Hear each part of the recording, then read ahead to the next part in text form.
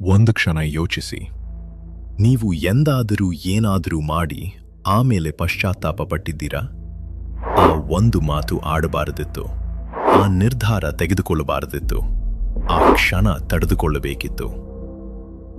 ಆಗ ಯಾರನ್ನು ದೂಷಿಸಿದ್ದೀರಿ? ಪರಿಸ್ಥಿತಿಯನ್ನ? ಇತರರನ್ನ? ಭಗವಾನ್ ಬುದ್ಧ ಮಾತ್ರ ನೇರವಾಗಿ ಹೇಳ್ತಾರೆ, ನಿನ್ನ ಅತ್ಯಂತ ದೊಡ್ಡ ಶತ್ರು ನೀನೇ. ಆದರೆ ಅದನ್ನು ಕೇಳಲು ಕಷ್ಟ, ಏಕೆಂದ್ರೆ ಆ ಶತ್ರು ಯಾವಾಗಲೂ ಸಿಹಿಯ ಮುಖವಾಡ ತೊಟ್ಟಿರ್ತಾನೆ. ಇಂದು ಧಮ್ಮಪದ 66ರಿಂದ 69 ಕರ್ಮ, ಪಶ್ಚಾತ್ತಾಪ ಮತ್ತು ಸಿಹಿಯಾಗಿ ಕಾಣುವ ಭ್ರಮೆ ಬಗ್ಗೆ ನೋಡೋಣ. ಬುದ್ಧರು ಶ್ಲೋಕ 66ರಲ್ಲಿ ಹೇಳಿದ್ದು, ಚರಂತಿ ಬಾಲ ದುಮ್ಮೇಧ ಅಮಿತ್ತೇನೇವ ಅತ್ತನ ಕರೋಂತ ಪಾಪಕಂ ಖಮ್ಮಂ ಯಂ ಹೋತಿ ಕಟುಕಪ್ಪಳಂ. ಅಂದರೆ ದುರ್ಬುದ್ಧಿಯ ಮೂರ್ಖರು ಕಹಿ ಫಲ ಕೊಡುವ ಪಾಪಕರ್ಮಗಳನ್ನು ಮಾಡುತ್ತಾ ತಮ್ಮನ್ನೇ ಶತ್ರುವಿನಂತೆ ಮಾಡಿಕೊಂಡು ಬದುಕುತ್ತಾರೆ. ಬುದ್ಧನ ಕಾಲದ ಒಬ್ಬ ವ್ಯಾಪಾರಿ ಸಂಪತ್ತಿಗಾಗಿ ಮೋಸ ಮಾಡಿದನು.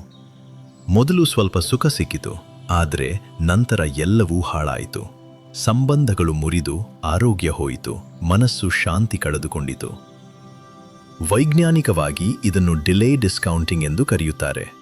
ಇದು ವೈಜ್ಞಾನಿಕವಾಗಿ ದಾಖಲಾದ ಮನೋವೈಜ್ಞಾನಿಕ ತತ್ವ. ತಾನು ಮಾಡಿದ ತಪ್ಪು ಆಯ್ಕೆಗಳ ಮೂಲಕವೇ ಮನುಷ್ಯನು ತನ್ನ ಶತ್ರುವಾಗುತ್ತಾನೆ ಎಂಬುದೇ ಬುದ್ಧನ ಸಂದೇಶ. ನಾವು ತಕ್ಷಣ ಸಿಹಿ ಅನುಭವವನ್ನು ಪಡೆಯಲು ಯೋಚಿಸುತ್ತಿದ್ದಾಗ ನಮ್ಮ ಮೆದುಳು ಮುಂದಿನ ನೋವು, ಸಂಬಂಧದ ಹಾನಿ, ಆರೋಗ್ಯ ಕುಸಿತ ಇತ್ಯಾದಿಯನ್ನು ಪ್ರತಿಯೊಮ್ಮೆ ಗಮನದಲ್ಲಿಟ್ಟುಕೊಳ್ಳುವುದಿಲ್ಲ.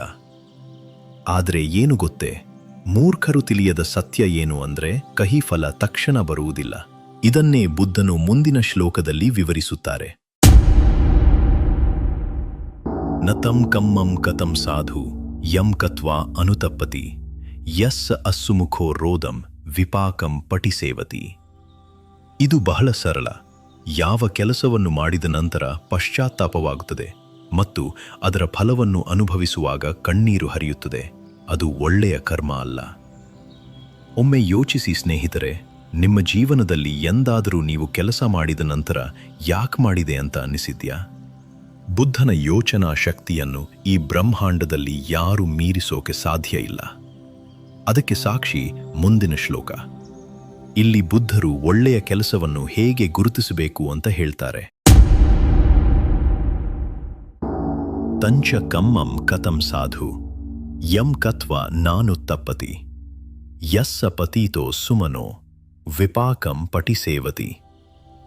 ಇದರ ಕನ್ನಡ ಅರ್ಥ, ಮಾಡಿದ ನಂತರ ಪಶ್ಚಾತ್ತಾಪ ಇಲ್ಲದೆ ಫಲ ಅನುಭವಿಸಿದಾಗ ಮನಸ್ಸಿಗೆ ಸಂತೋಷ ಮತ್ತು ಶಾಂತಿ ದೊರಕಿದರೆ ಅದೇ ನಿಜವಾದ ಒಳ್ಳೆಯ ಕೆಲಸ. ಮಹತ್ವದ ಸಂಗತಿ, ಧರ್ಮದ ನ್ಯಾಯಾಧೀಶ ಬೇರೆ ಯಾರೂ ಅಲ್ಲ, ನಿಮ್ಮೊಳಗಿನ ಮನಸ್ಸು.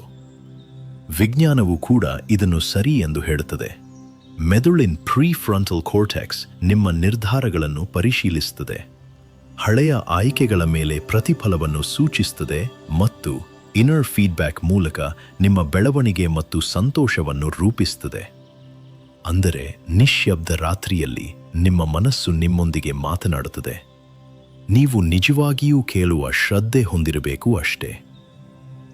ಬುದ್ಧನ ಕಾಲದ ಒಂದು ಘಟನೆ ತೆಗೆದುಕೊಂಡ್ರೆ, ಒಬ್ಬ ಭಿಕ್ಷು ಹಿಂದೆ ಕಳ್ಳತನ ಮಾಡಿ ಬದುಕುತ್ತಿದ್ದ.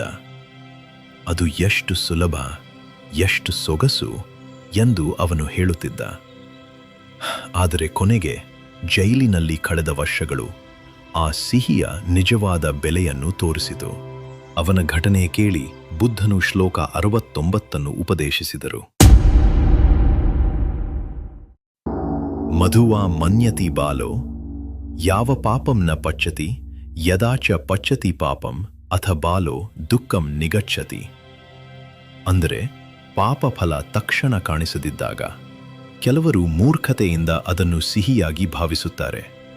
ಪಾಪದ ಪರಿಣಾಮ ತಡವಾಗಿ ಬರುವುದರಿಂದ ಮಾನಸಿಕವಾಗಿ ನಾವು ಅದನ್ನು ಹಾನಿಕರವೇ ಇಲ್ಲ ಎಂದು ತಪ್ಪಾಗಿ ಅರ್ಥ ಮಾಡಿಕೊಳ್ಳುತ್ತೇವೆ. ಆದರೆ ಆ ಪಾಪ ಫಲ ಕೊಟ್ಟ ಕ್ಷಣ ನೋವು ಬರಲು ತುಂಬ ಸಮಯ ಆಗದು. ಇದನ್ನು ಈಗ ಮಾಡರ್ನ್ ಸೈಕಲಾಜಿಕಲ್ ಅಧ್ಯಯನಗಳು ಸಹ ವಿವರಿಸುತ್ತವೆ. ಪ್ರಖ್ಯಾತ ರಿನೌಂಡ್ ಸೈಕಾಲಜಿಸ್ಟ್ ಮತ್ತು ಲೇಖಕ ಡ್ಯಾನ್ ಏರಿಯಲಿ ಹೇಳುತ್ತಾರೆ, ವೈಜ್ಞಾನಿಕವಾಗಿ ಮಾನವ ಹೃದಯ ಮತ್ತು ಮೆದುಳು ತಕ್ಷಣದ ಫಲ್ಯದ ಪರಿಗಣನೆಯನ್ನು ಹೆಚ್ಚು ಆದ್ಯತೆ ನೀಡುತ್ತವೆ, ದೀರ್ಘಕಾಲದ ದುಃಖದ ಬಗ್ಗೆ ಕಡಿಮೆ ಗಮನ ಕೊಡುತ್ತವೆ. ಸಿಂಪಲ್ ಆಗಿ ಹೇಳಬೇಕು ಅಂದರೆ ಅದು ಬೂದಿ ಮುಚ್ಚಿದ ಕೆಂಡ ಇದ್ದ ಹಾಗೆ ಅದು ಕಾಣಿಸದು, ಆದರೆ ಒಳಗೆ ಉರಿಯುತ್ತಿರುತ್ತದೆ. ಒಂದು ದಿನ ಭುಗಿಲೇಳುತ್ತವೆ.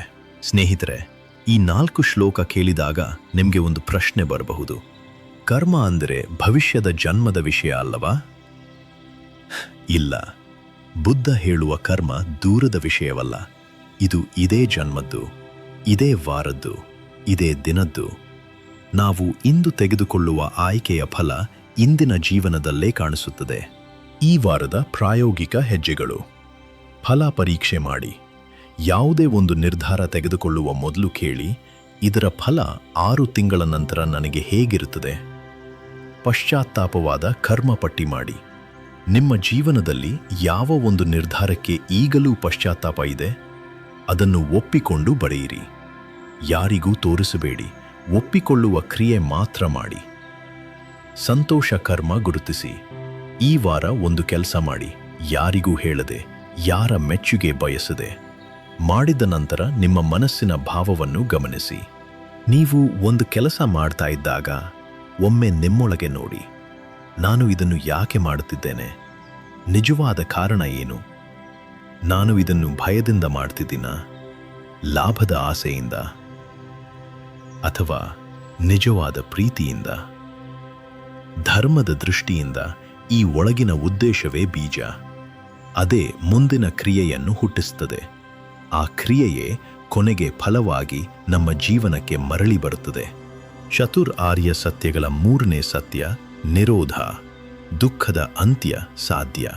ಅದು ಶುರುವಾಗುವುದು ನಮ್ಮ ಉದ್ದೇಶ ಶುದ್ಧವಾಗುವಾಗ. ಆಧುನಿಕ ಮನೋವಿಜ್ಞಾನದಲ್ಲಿ ಇದನ್ನು ಕಾಗ್ನಿಟಿವ್ ಡಿಸನೆನ್ಸ್ ಎಂದು ಕರೆಯುತ್ತಾರೆ. ನಮ್ಮ ಮೌಲ್ಯಗಳು ಮತ್ತು ನಮ್ಮ ಆಯ್ಕೆಗಳು ವಿರುದ್ಧ ದಿಕ್ಕಿನಲ್ಲಿ ಹೋದಾಗ ಒಳಗೆ ಅಶಾಂತಿ ಶುರುವಾಗುತ್ತದೆ. ಆ ಅಶಾಂತಿ ಯಾರೂ ಹೊರಗಿಂದ ತರುವುದಿಲ್ಲ, ಅದು ನಮ್ಮದೇ ಆಯ್ಕೆಯ ಪ್ರತಿಫಲ. ಒಂದು ಮಾತು ನೆನಪಿರಲಿ, ಬುದ್ಧ ಪಶ್ಚಾತ್ತಾಪವನ್ನು ಅಪರಾಧ ಎಂದು ಹೇಳಿಲ್ಲ. ಪಶ್ಚಾತ್ತಾಪ ಒಂದು ಎಚ್ಚರಿಕೆಯ ಘಂಟೆ. ಅದನ್ನು ಕೇಳಿದರೆ ಮುಂದಿನ ಹೆಜ್ಜೆ ಬದಲಿಸಬಹುದು. ಆದರೆ ಪಶ್ಚಾತ್ತಾಪದಲ್ಲೇ ಮುಳುಗಿ ಕೂತಿರಬೇಡಿ, ಅದು ಮತ್ತೊಂದು ಭಾರವಾಗುತ್ತದೆ. ಒಂದು ಪ್ರಶ್ನೆ ನಿಮ್ಮ ಮನಸ್ಸಿಗೆ ಬಿಟ್ಟು ಹೋಗುತ್ತೇನೆ. ಇಂದು ನೀವು ಮಾಡಿದ ಯಾವ ಒಂದು ಆಯ್ಕೆ ಅದು ನಿಜವಾಗಿಯೂ ಒಳ್ಳೆಯ ಉದ್ದೇಶದಿಂದ ಬಂದಿತ್ತಾ, ಅಥವಾ ಆ ಕ್ಷಣದಲ್ಲಿ ಸಿಹಿ ಅನಿಸಿತು ಅಷ್ಟೇನಾ? ಈ ಉತ್ತರ ನೀವು ನಿಮ್ಮೊಳಗೆ ಯೋಚಿಸಿ ನೋಡಿ. ನಾನು ಹೇಳುವುದಿಲ್ಲ.